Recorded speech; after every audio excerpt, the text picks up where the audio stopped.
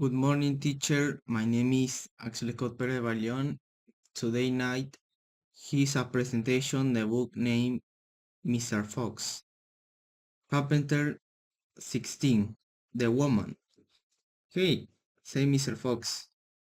Hi, he and a burger and a small fox jumped up on the to a shelf and crouched between a row of a big cider jars.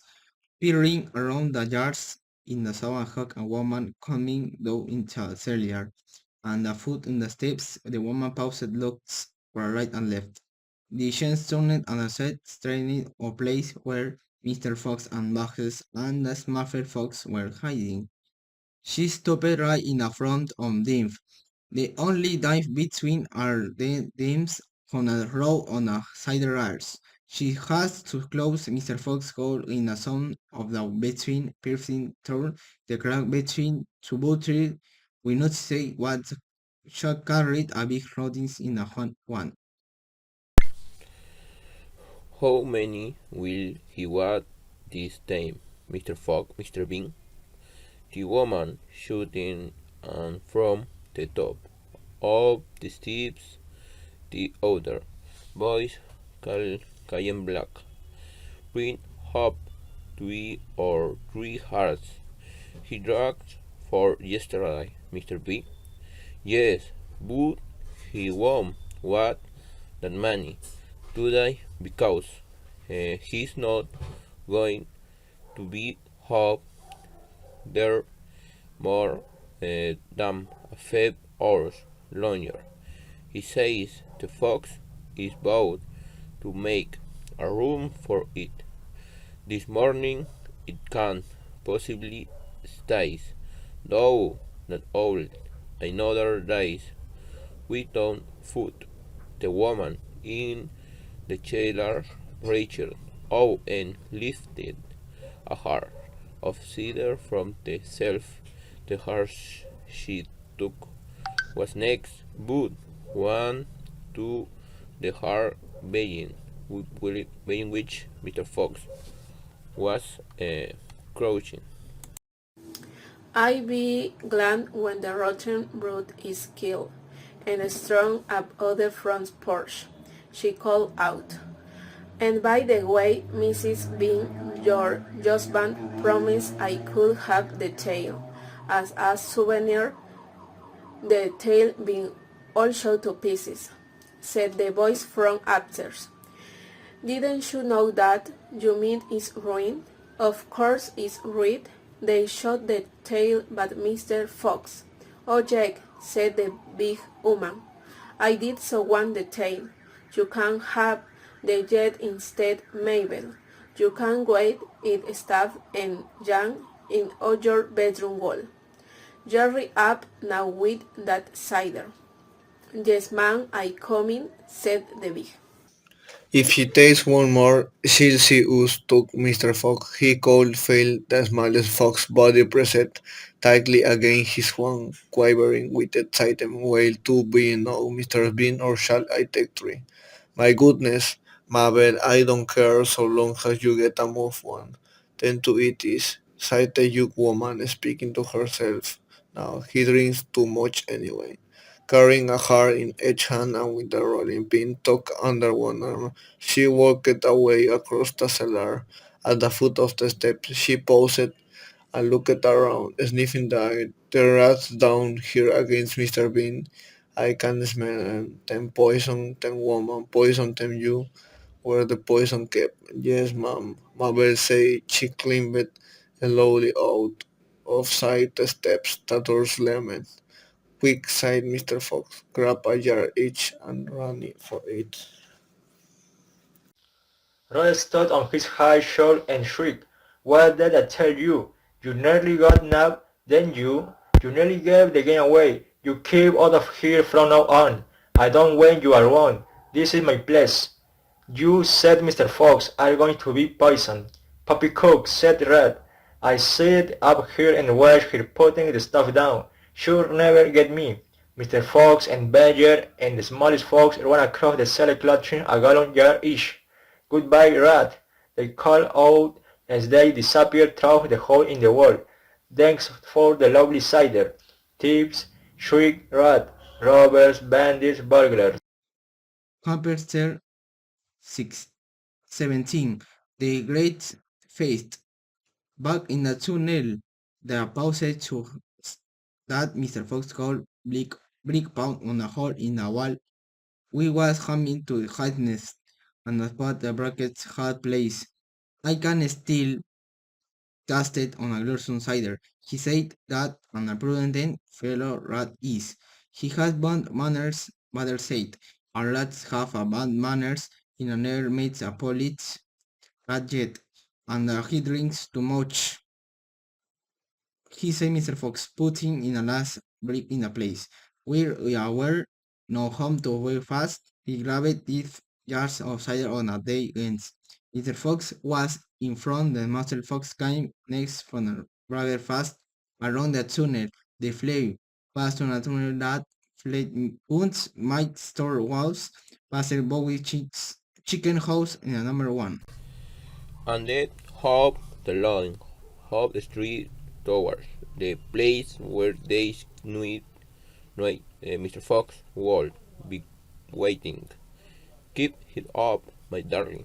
So then Mr. Fox will soon be 3 watts, waiting for us at the other end, and you think what we're bringing home with us in these hearts that ought to cheer up poor Mr. Fox sang a little song he read on again, so fleeting I greet back to me beautiful read.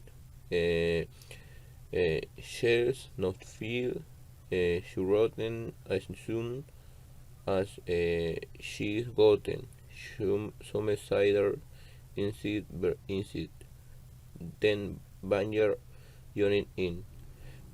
Oh poor Mr. Fox Banyer, be great, so hungry, she very near dead, but she'll not feel so boy if only she'll willow some cider inside. They were still singing as they rounded the final corner and burst in upon the most wonderful and amazing sight any of them had ever seen. The feast was just beginning.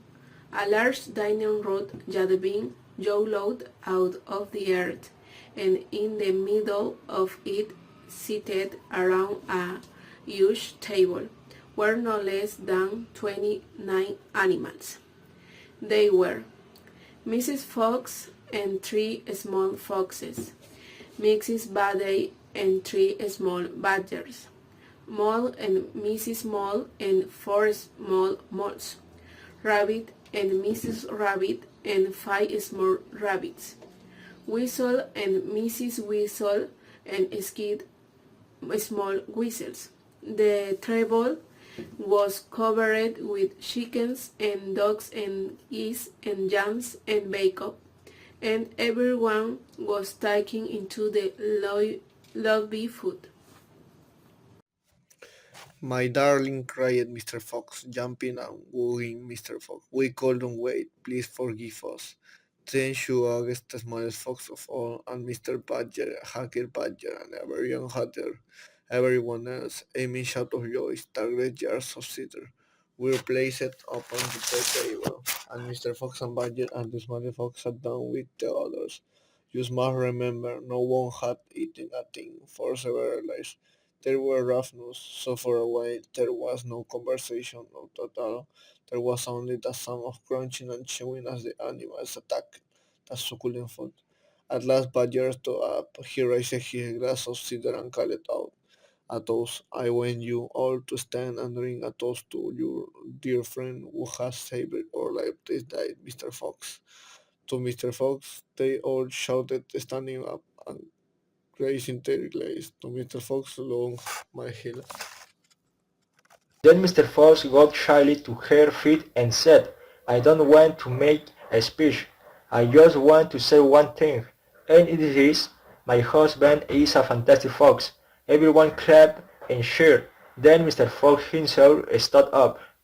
This delicious meal, he began, then he stopped. In the silence that followed, he let fly a tremendous belch. There was louder and more clapping.